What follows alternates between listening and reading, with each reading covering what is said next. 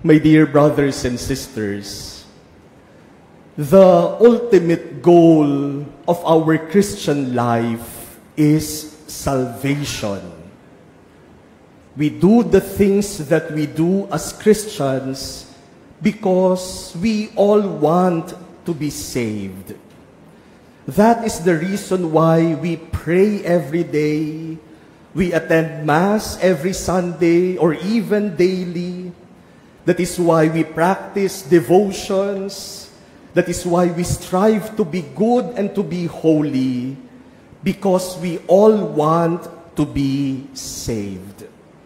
Gusto nating lahat na maligtas. We all desire to be with God in heaven one day. We all hope that when our time on earth is over, the doors of heaven will be opened wide for us to welcome us into God's glory. Siguro naman po sa kaibuturan ng puso ng bawat isa sa atin ay ang pagnanasa, ang kagustuhan na tayo ay maligtas. At ang kaligtasan ay walang iba kundi ang makapasok sa kaharian ng Diyos at makapiling ang Diyos magpasawalang hanggan. But the question is, how are we saved? Paano ba tayong maliligtas? We must remember, my dear brothers and sisters, that salvation primarily is not our work. Hindi tayo ang nagliligtas sa ating sarili. We are saved by God. And so salvation is the work of God. It is the grace of God to us. Kahit anong pagsisikap natin, kahit anong pagpapakabuti natin, kung hindi tayo bibigyan ng biyaya ng Diyos, hindi tayo maliligtas. Salvation is God's gift to us that we must freely accept. But today's gospel reminds us that while salvation is a gift, a grace of God, we also have to do our part. Hindi pwedeng sabihin natin, yun pala, sa Diyos lang manggagaling ang kaligtasan, di bahala na siya.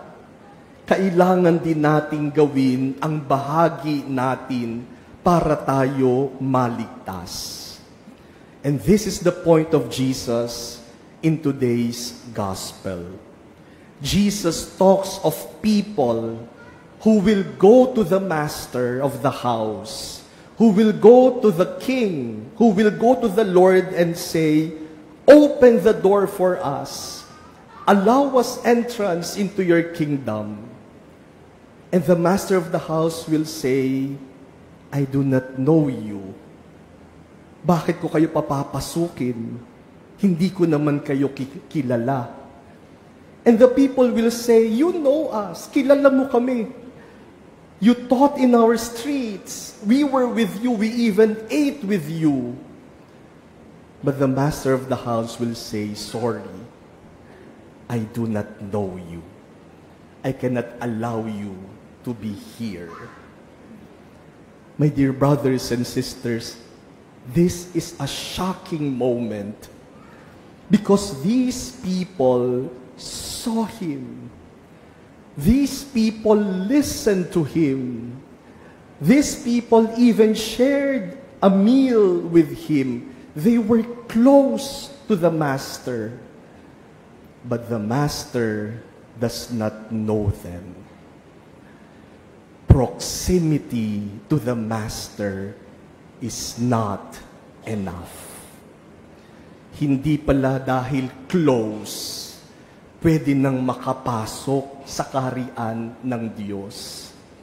Ang pagpasok pala sa langit, ang kaligtasan pala, hindi tungkol sa pagiging close. Lord, close naman tayo, di ba? Kaya papasukin mo na ako dyan. Alam nyo, minsan kasi akala natin yung kaligtasan, yung pagpasok sa langit, parang kalakaran din sa mundong ito. Ano ba yung kalakaran sa mundong ito? Pag may gusto kang makuha, pag may hinihingi kang pabor, ang ginagamit nating pamamaraan, palakasan. Palakasan. Sasabihin natin, uy, malapit tayo, kaya pagbigyan mo na ako. Magkababayan tayo. Pareho tayong Batanggenyo. Pareho tayong Ilonggo.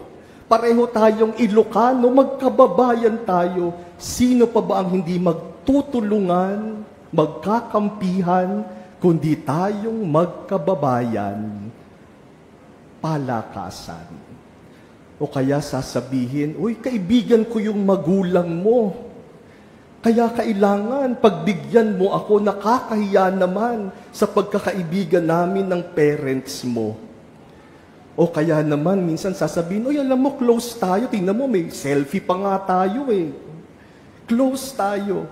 Kaya dapat pagbigyan mo ako. Kaya maraming problema sa mundo, sa ating lipunan, dahil sa ganyang kalakaran, palakasan. At akala natin kahit pagpasok sa langit, pwedeng ganyan. Lord, you know us. Close tayo eh. Magkakasama nga tayo, kumakain pa tayong magkakasama. But the Lord will tell us, I do not know you. Hindi ko kayo kilala. Because what matters for Jesus, what Jesus wants, is not nearness in space, but likeness in life. Not proximity, but conformity. Hindi yung pagiging malapit, kundi yung pagkakatulad. Ang pagpasok sa langit, ang kaligtasan, hindi lamang yung pagiging malapit kay Jesus, kundi yung magiging kamukha tayo ni Jesus. To conform to Jesus means to allow our hearts, our choices, our actions, our attitude, our values to be shaped by Jesus. Sabi ni Jesus sa Ebanghelyo, strive to enter through the narrow gate. Pagsikapan yung makapasok sa pinto na makitid, because the shape of that door is the shape of Jesus. Kung hindi tayo hugis Jesus, hindi tayo makakapasok dyan. Ngayon, high-tech na ang mga pintuan. Meron ng yung mukha lang, hindi mo na kailangan ng susi. Yung mukha mo lang, madedetect na bubukas yung pinto. Sa pinto ng langit, yung mukha lang ni Jesus ang nadedetect. If your face, if your life is like that of Jesus, the door of heaven will open wide for you. Sometimes, we think that proximity is enough. Sasabihin natin, kaya nga ako nagdadasal, kaya nga ako nagsisimba, kaya nga ako nagro-rosaryo, kaya nga ako nagdedebosyon. Marami akong kilalang banal na tao. At ako nagsisikap maging banal. Taong simbahan ako, maghapon nga ako sa simbahan. Hopefully, that proximity will turn into conformity. Kasi may mga tao na dasal ng dasal, simba ng simba, maghapong laman ng simbahan, pero yung ugali, iba naman. Dasal ng dasal, simba ng simba, rosaryo ng rosaryo, pero yung pagsasalita, napakalupit, napakasakit. Mga taong laman ng simbahan, pero yung pag-uugali, napakasama. Hopefully, our proximity to Jesus will lead to conformity to Him. And you know, conformity to Jesus is not easy. It takes a lot of discipline. That is why our second reading today from the letter to the Hebrews talks about discipline. Discipline is not punishment for the sake of pain. Discipline is correction for the sake of growth. Sabi sa ating ikalawang pagbasa, kahit ang Diyos dinidisiplina tayo, dahil sinong mabuting ama ang hindi magdidisiplina sa kanyang anak? Not because He wants to inflict pain, but because He wants to correct in order to grow. Sa panahon natin ngayon, nakakatakot ng magdisiplina. Kapag nagdisiplina, baka makulong ka pa. Baka kung ang Diyos, sasabihin na ang Diyos nagdidisiplina, baka sa panahon ngayon, pati ang Diyos makukulong. Child abuse. But my dear brothers and sisters, discipline is important because it shapes our character and molds us to be like Jesus. Discipline is the way for us to be conformed to the Lord. My dear brothers and sisters, our first reading reminds us that God wants to save all of us. That is His gift. But we must do our part. And our part is to discipline ourselves so that we may be conformed to Jesus. Nung po kami seminarista pa, nagkaroon kami ng 5-day retreat sa Baguio. At isang hapon nung aming retreat, sabi nung aming retreat master, this afternoon, you are free to go out of the retreat house. Go wherever you want, to a place where you can spend time with the Lord, a quiet place when you can seriously pray. O lumabas kayo, humanap kayo ng lugar dito sa Baguio at kung saan kayo pwedeng tumahimik at magdasal. Sabi niya, bumalik lang kayo bago mag 6 o'clock. Kaya naman kami, kanya-kanyang labas ng retreat house. Yung marami kong kaklase, nagpunta sa Pink Sisters. A very good place of quiet and prayer. Yung iba, nagpunta sa Cathedral ng Baguio, pwede rin dong magdasal. Hindi ko po alam kung ano ang nangyari sa akin at yung mga paa ko, dinala ako sa Burnham Park. Doon sa may lagoon kung saan merong boating. At umupo ako doon sa mga benches, isa sa mga benches, nakapalibot doon sa lagoon. Pinapanood ko yung mga nagbo-boating. Siguro doon talaga ako dinala ni Lord para doon ako makapagdasal. I was just starting to pray when 2 ladies, 2 babae, ang lumapit sa akin. Sabi nila sa akin, Kuya, may kasama ka? Sabi ko, wala po. Sabi nung isa, Kuya, may hinihintay ka? Sabi ko, wala din po. Sabi nila, hindi mo ba hinihintay si Jesus? Hindi mo ba hinihintay na iligtas ka ni Jesus? Isip-isip ko, Jesus agad? Kaligtasan agad? Nanonood lang ako na nagbo-voting dito.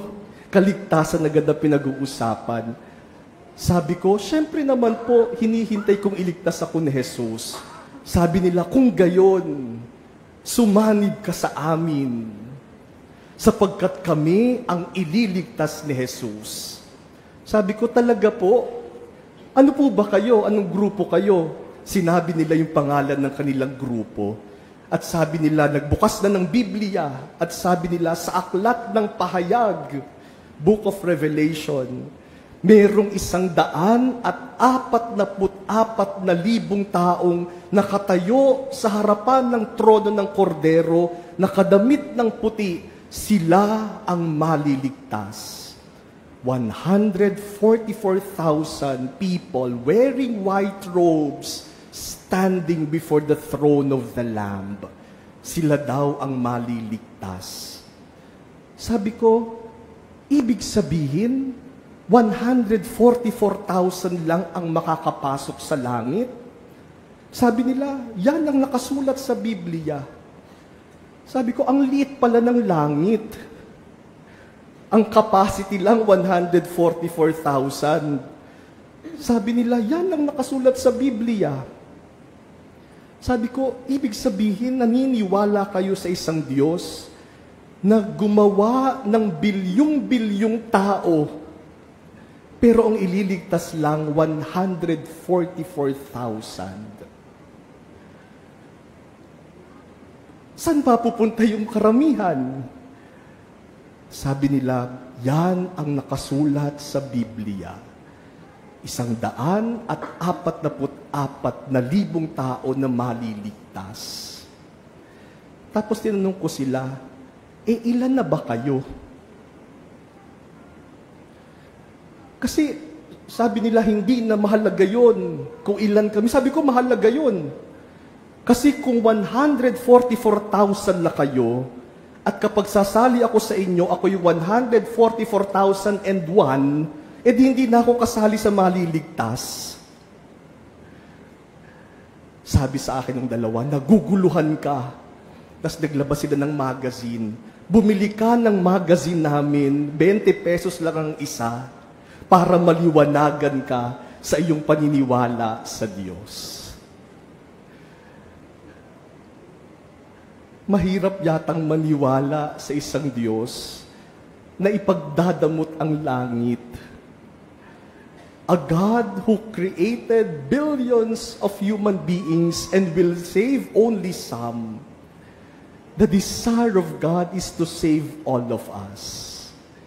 And we can be saved not by simple proximity to Him, but by being conformed to Jesus. My dear brothers and sisters, at the end of time, when the master of the house closes the door, remember that what matters is not how many times we have stood close to Jesus, but whether we are conformed to His likeness. When we come face to face with Jesus in heaven, He will look at us mula ulo hanggang paa.